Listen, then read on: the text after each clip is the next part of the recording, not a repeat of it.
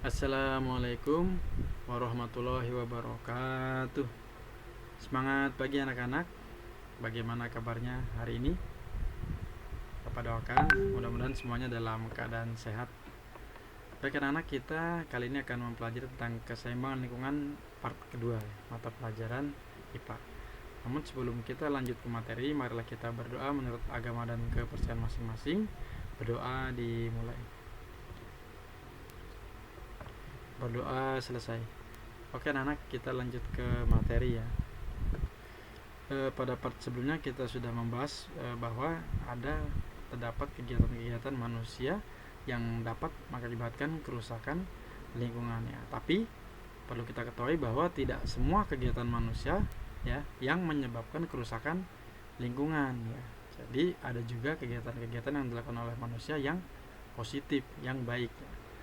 Beberapa kegiatan manusia untuk mempertahankan atau mengembalikan keseimbangan ekosistem antara lain sebagai berikut. 1. Membuang sampah pada tempatnya ya. Jadi kalau membuang sampah itu harus sesuai aturan ya pada tempatnya. Nah, dan juga ada juga ya tempat sampah itu yang dipilah-pilah, mana sampah yang bisa terurai ya. Jadi dipisahkan mana sampah organik, mana sampah anorganik ya, kemudian mana sampah yang berbahaya ya, juga sampah medis yang beracun dan sebagainya itu dipilah-pilah ya. Kemudian yang kedua, menegakkan undang-undang kelautan dan kehutanan. Ini tujuannya agar laut yang ada di negara kita dan hutan yang ada di negara kita dapat lestari, terjaga dari kegiatan-kegiatan manusia yang dapat merusak lingkungan laut dan hutan. Jadi kalau ada manusia ya, kegiatan manusia yang merusak lingkungan kelautan dan kehutanan, maka nanti akan ditindak pidana ya. Juga bisa dikenakan denda dan dipenjara ya. 3. Melakukan pengerukan dasar sungai yang dangkal untuk mencegah banjir ya. Ini jadi namanya aliran sungai itu dia akan membawa pasir, juga mungkin benda-benda yang dapat hanyut ya. Nah itu dalam beberapa waktu ya,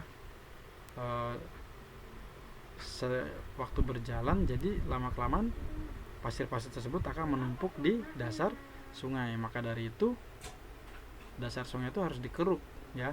Tujuannya agar kembali dalam, sehingga nanti ketika terjadi hujan lebat ya, itu bisa menampung debit air ya, sungainya dapat menampung debit air yang banyak, sehingga bisa mengurangi ya, atau bisa mengurai terjadinya banjir gitu.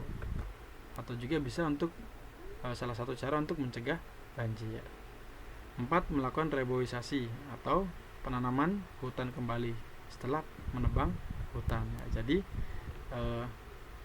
memang hutan itu boleh ditebang pohon-pohonnya, tetapi itu dilakukan tebang pilih ya, diatur penebangannya itu.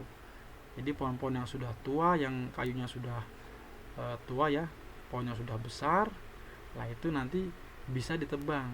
Jadi tidak sembarangan, tidak berlebihan, semuanya diatur dalam melakukan penebangan pohon tersebut ya. Mana saja titik-titik pohon di hutan yang bisa ditebang ya, atau di ladang atau di kebun ya gitu. Jadi nanti setelah ditebang ditanam kembali, yaitu reboisasi.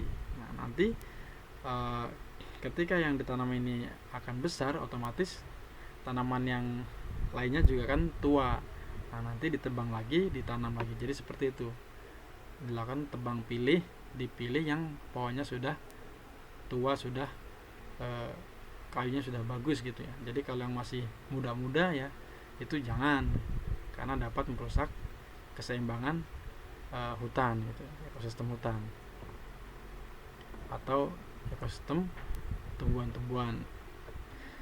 5. Melarang penggunaan bahan peledak dan pukat harimau untuk menangkap ikan di laut ya. Ini tentu saja dilarang karena dapat merusak ekosistem yang ada di laut ya. Jadi bukan hanya ikan yang mati, tapi terumbu karang juga rusak. Kemudian ikan-ikan kecil yang calon dia menjadi ikan-ikan yang besar itu juga jadi rusak, kayak jadi mati ya ikan-ikannya itu. Jadi bukan hanya ikan yang besar saja, ikan-ikan yang kecil yang bibit pun juga mati dan tempat hidupnya juga rusak gitu.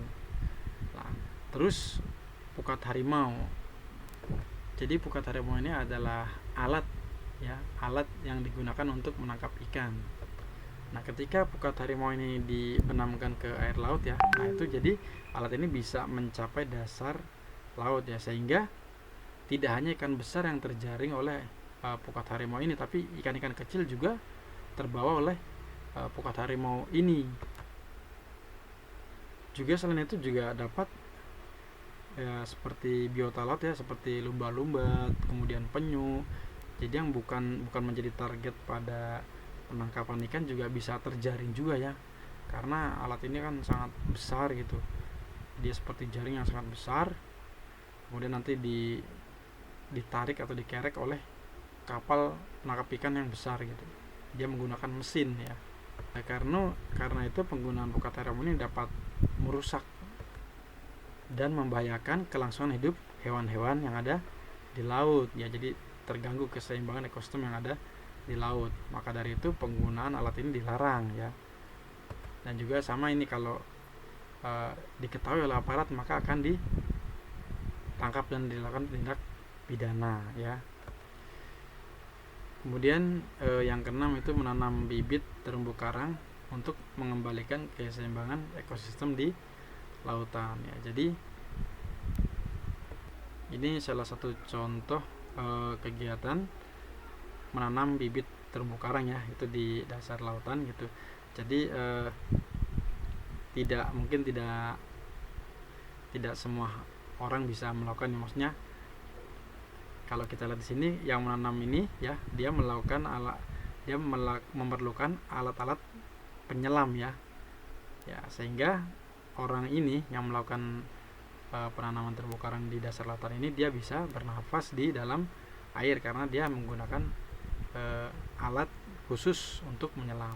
Ya, maksudnya ya seperti anak-anak kecil atau orang yang tidak memiliki kemampuan untuk berenang ya, kemudian orang-orang yang tidak memiliki keahlian dalam bidang ini itu ya mungkin tidak bisa melakukan hal ini di dasar seperti ini ya. Jadi menanam bibit terumbu karang itu bisa dilakukan oleh orang-orang tertentu yang sudah ahli di bidangnya ya. Nah, seperti itu.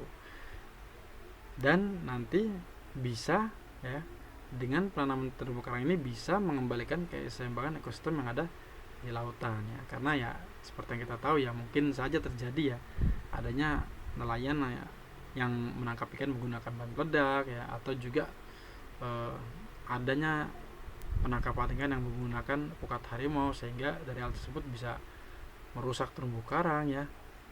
Maka dari itu perlu ya ditanam kembali. Jadi ya ini gampangannya kalau di hutan itu reboisasi, tanaman kembali hutan yang gundul ya, tanaman pohon kembali. Kalau ini tanaman kembali di lautan, dasar lautan terumbu karangnya gitu.